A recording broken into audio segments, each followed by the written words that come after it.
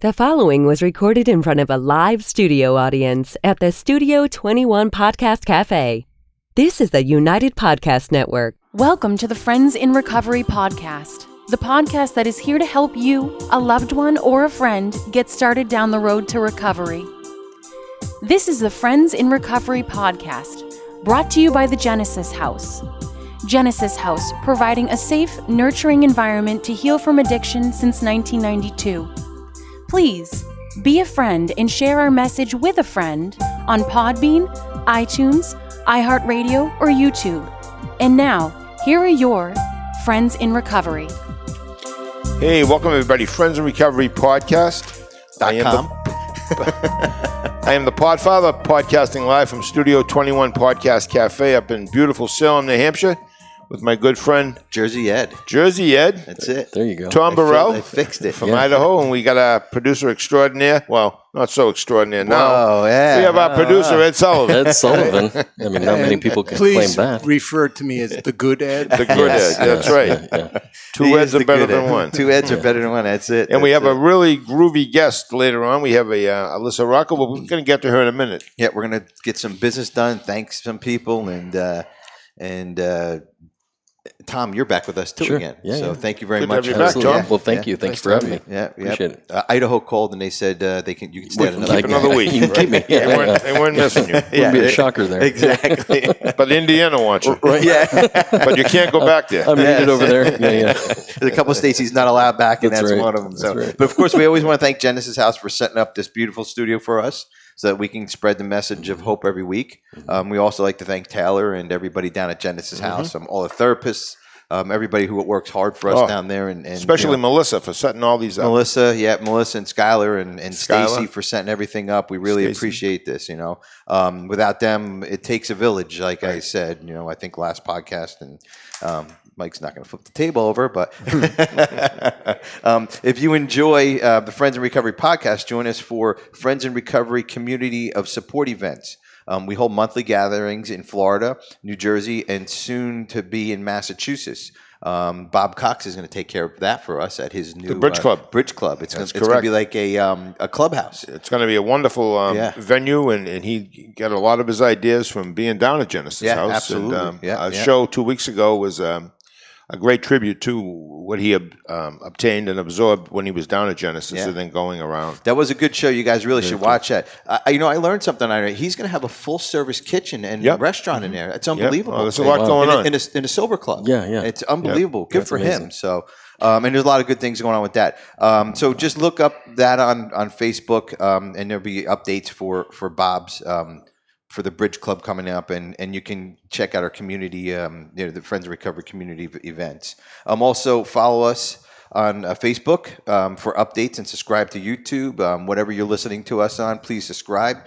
Hit that button, because it's important to get this show every week. Just as a reminder, just so you guys can keep updated on some of the new and improved stuff that we talk about. Right. And look back at Tom's show. He did a good job. So Absolutely. we liked him. We liked him so much we had him on again. So we're also always looking for in the future for new recovery stories and professionals who are willing to talk about their addiction or their business and how they help people in recovery and in the treatment field.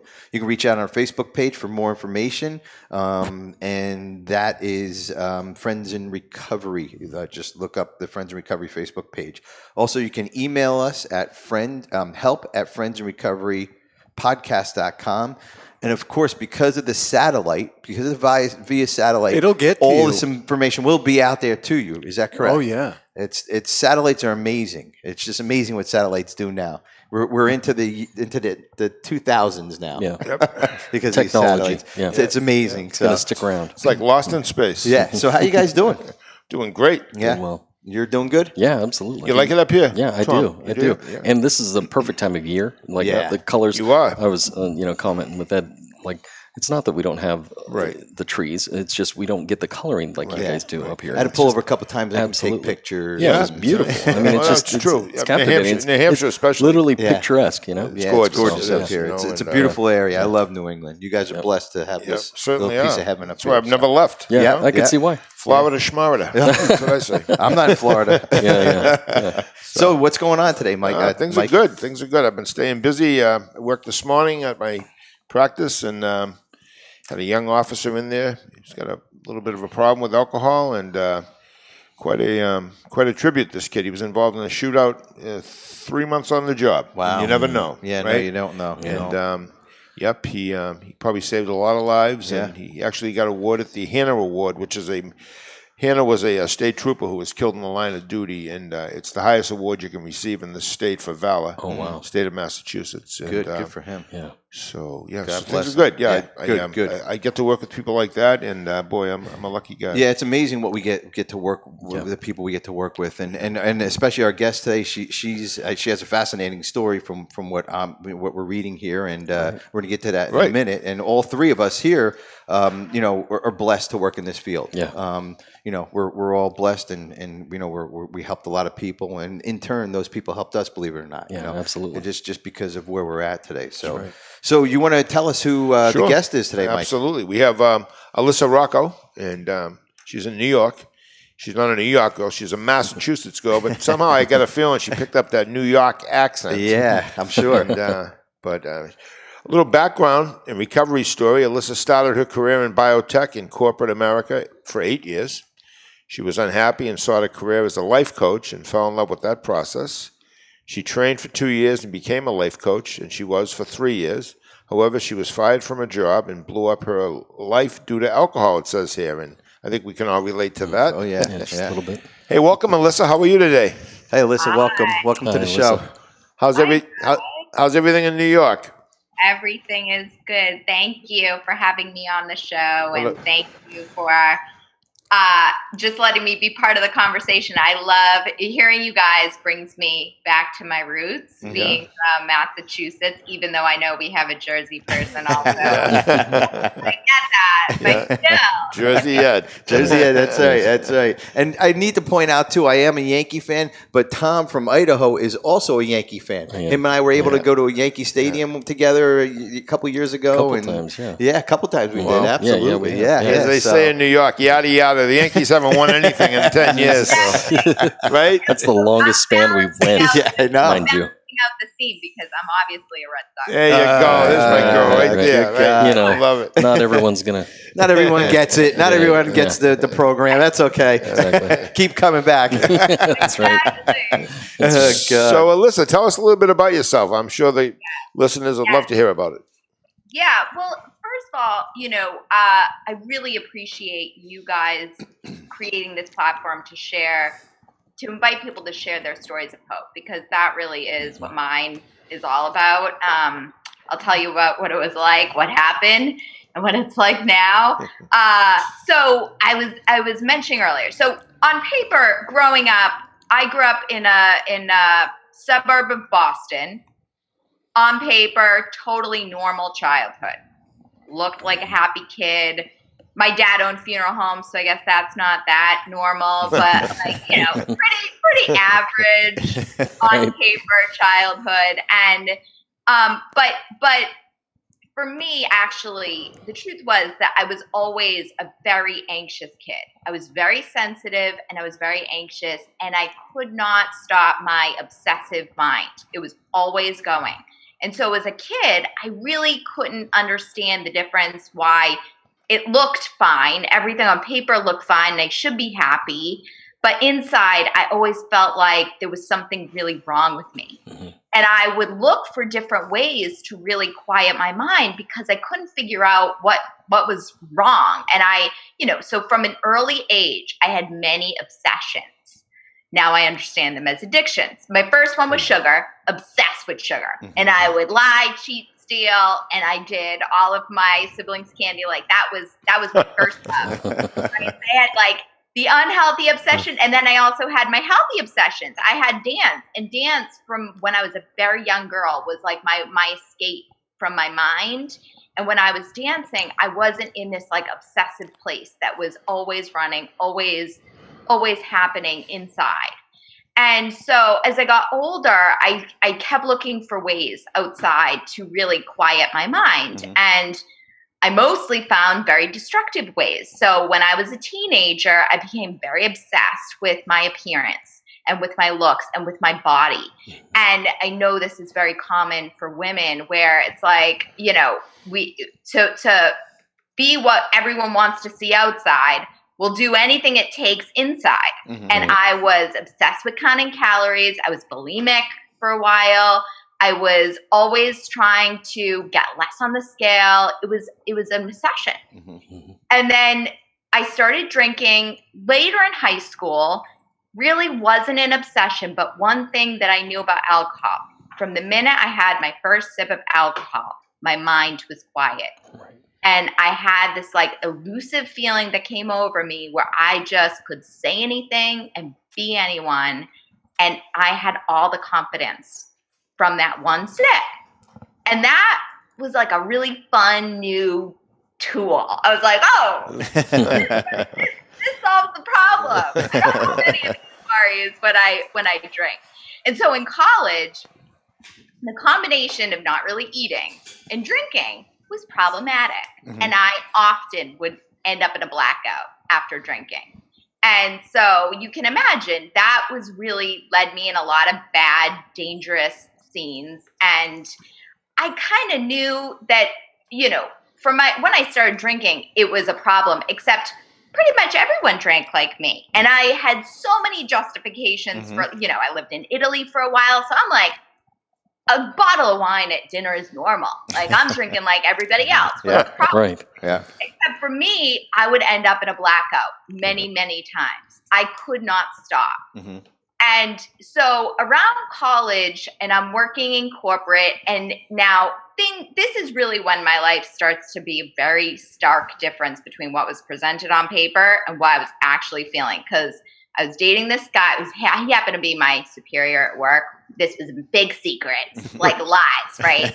Dating my boss, looked fit and happy, and inside was like miserable. Like there's really something wrong with me. And I was controlling my food still. I was over exercising, and I really started looking for solutions. Like I need help. Well, those two worlds collided. It seems like you're saying. Completely. Completely. Yeah.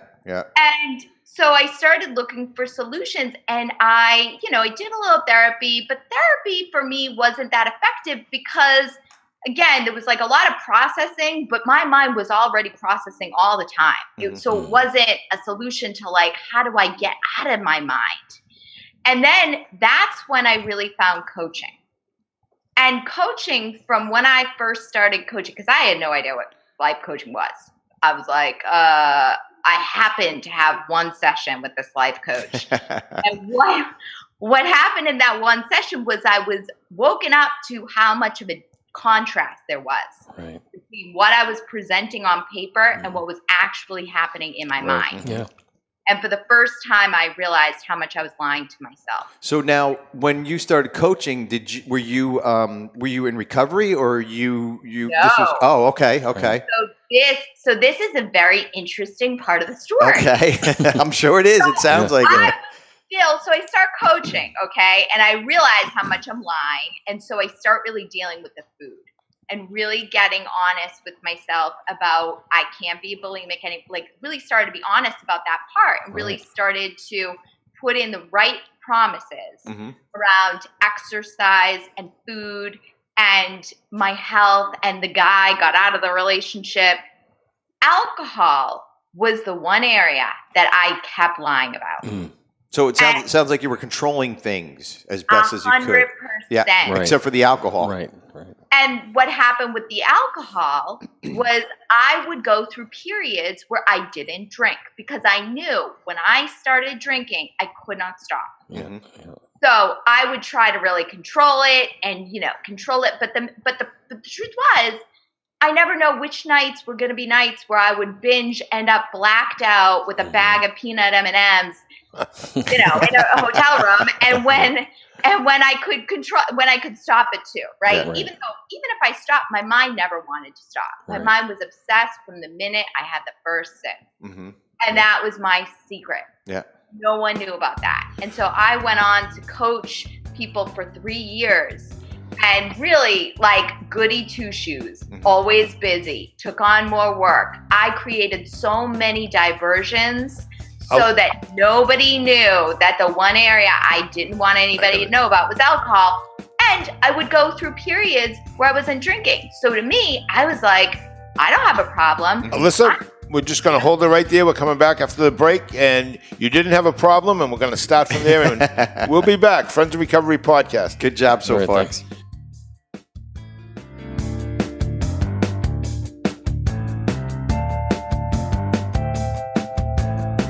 Genesis House is a premier substance abuse and rehabilitation facility located in beautiful Palm Beach County, Florida. We have been providing the highest quality of addiction treatment since 1992 and are accredited by the Joint Commission. We offer a range of programs that include detox, residential treatment, dual diagnosis, a Christian track for people who want to incorporate their faith into treatment, a uniform services track, and we work with most major insurance carriers. Genesis House is led by a dedicated team of administrative and clinical professionals, and we stand on our commitment to excellence in recovery services. Contact us today to find out more about our program. Take the first step and call Genesis House at 800-737-0933 or visit us on the web at www.genesishouse.net. That's 800-737-0933 or www.genesishouse.net. Begin your journey to a long and successful recovery with Genesis House. Hey, everybody. Welcome back. Friends of Recovery Podcast. Podcasting live from the Studio 21 Podcast Café. Lovely Salem, New Hampshire. Alyssa Rocco, we took a break, and we want to get right back to where you were. Yeah, and you're doing great, by the way. We all voted that you should have a podcast in the near future. You're doing great, but a great story. We want to just let me ask you a quick question here as we're going through. So you were at the point where you're coaching and you're helping people. You're trying to be Mrs. Goody Two Shoes, but then you find yourself in a hotel room with a bag of M&Ms, and you're still coaching people, trying to get their lives on track. I see here in 2015, you worked a 12-step program, went to meetings, found a sponsor, but it still didn't click. That's pretty interesting. Did you talk a little bit about that and where it went from there? Yeah. So just to bring you up to 2015. So I'm coaching for 3 years, teaching people how to live their life and lying about the fact that I'm powerless over alcohol, that when I first start drinking, I can't stop. And the only way I can really manage that is when I'm not drinking, which I go through periods of, therefore proving to myself I don't have a problem. Right. Yeah. Except the problem of lying about alcohol made my life unmanageable. Mm-hmm. And I could only keep it up so long before shit hit the fan. And literally clients started to complain. Oh no. I lost my apartment. It was like all in one summer. It was like everything exploded, where I lost my apartment. I realized I had no more money, and my clients complained, and my boss said, there's a problem here. Mm-hmm. So this is right before I go to Burning Man. Does anyone know what Burning Man is? Oh yeah. That's in the desert. Okay. Yeah. No alcohol there. That's a good place. So basically, I was told I needed to make a list by my employer. I needed to, because they're life coaches, I needed to make a list of what I was lying about. And I did that. Mm-hmm. And what I was lying about, and then out came all of my lies about alcohol. And the founder of the company said, we think you're an alcoholic. No and shit. I said, no, I'm not. I'm seeing other people drink that are around me. Like, I haven't even drank for 3 months. I mean, I had all the excuses in the world, because that's what we have, a disease of alcohol. Of course I wasn't The an big lie. The big lie. It was one of your excuses. You're city people I drink with, they're worse than me. Yeah. I don't have a problem. And I didn't miss a drop. I had lots of evidence for that. Okay. And so, but she said, you have an ultimatum. You can leave the company or you can take a seat from coaching, pause coaching. You can come live with me and my family out in a farm out in Westchester, New York, and go into recovery. Wow. And help build the business in a different way. You'll have we're cutting your salary, but you'll still have a little bit of a job and get sober and get clean and deal with yourself. Okay. Right. I did not think I was an alcoholic, but I took that deal. Mm-hmm. Moved out to Westchester. Now imagine I'm from corporate America. I'm living on a farm. My job was to take care of her kids. I'm learning how to cook. I have no idea how to do any of this. I go into recovery because I need to save my job. Yeah. So hearing the conversation in AA, I was like, oh, this is the conversation I need to be part of. I could identify immediately to other people's stories. And I got a sponsor and I started the steps and I did that for a year and a half. Problem. I didn't really think I was an alcoholic. Right. That is a problem. Yeah. She became an au pair. I had a problem. I was doing everything. I was doing the check the box program. I could really show people I was doing great. And so I relapsed because my behavior didn't change. All of the traits that had me drink in the first place, this crazy mind that was the same from when I was a little girl, didn't change. Yes. So sweet. And I relapsed. Now, I relapsed on kombucha. And I realized the kombucha I drank had alcohol. I was going to say, my daughter drinks that, but she's 17. No, so. they have a little bit of alcohol. It was like not a sober moment. I didn't care anymore. I was like, fuck it. Yeah, you could say that. Yeah. But I was like, it doesn't matter. I need to leave my job. It's too overwhelming. I'm too busy. They've loaded too much on me. I was like blaming everybody else still. And I realized after I was going to resign from my job, right? Ready for this? I was going to resign from my job and go travel around the world and dance. And my boss again said, you sound like an addict. And I watched my mind. My mind was literally about every single bar I was going to go drink at if I could leave. Oh my God. And I knew immediately in that moment, I'm an alcoholic because I will destroy everything for alcohol. And only an alcoholic could do that. Mm-hmm. And so I needed to really develop a different relationship with the program, and I needed to really own. That was really the first moment of grace where I had to own that I was going to keep destroying my life and rebuilding it and destroying it and rebuilding it if I didn't get honest about the fact that I'm an alcoholic. And that's what changed everything for me. And I, got a different sponsor, really honestly worked the steps, started coaching again, moved back to the city. That was over 2 years ago now.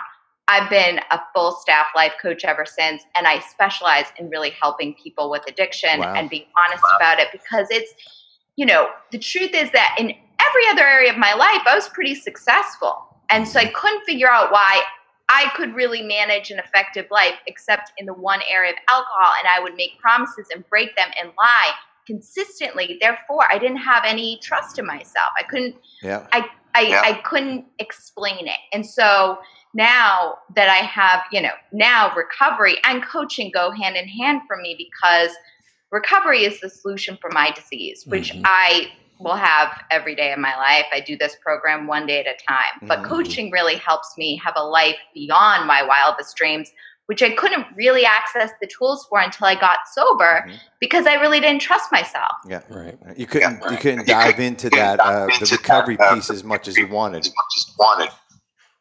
Exactly. Real quick, talk about sobriety does not equal recovery. Your heart has to be in it for it to work. It sounds like your heart is definitely in it. It sounds like it's where you want to be. But that's a great statement. I love when I seen that. I first thing I circled when I was looking at it. Talk a little bit about that. Yeah. I mean, over the course of my drinking career, there were moments of sobriety where I wasn't drinking and even going into the program and working the steps. But the problem was I wasn't really being honest about the fact that I'm an alcoholic, that I really can't trust my mind in this one area. I am powerless. Yeah. And really being honest about that. Hold on, Melissa. Alyssa, hold on. Hold on one second. We're getting some feedback. Yeah. Well, I'm going to see if we could do that to fix the technical piece. Okay. Go ahead. Keep going. We're just having a little technical difficulties here. Sorry. Go ahead. So should I start at the beginning? Yeah, you're good. Right there you go. Yep. Nope, go ahead. Okay. So the difference is recovery is restoring my mind to a normal state, and working the steps and working the program in Alcoholics Anonymous really helped me do that, because I did it honestly. I was willing to surrender to the fact that I am an alcoholic. I need help. I can't use my mind anymore. This isn't working. Yeah. And therefore using AA as a solution, where alcohol was the solution for a while, but it ultimately wasn't, because it had me destroy my life. Yeah, and that's what normally happens. Like I was saying earlier, the two worlds come colliding together.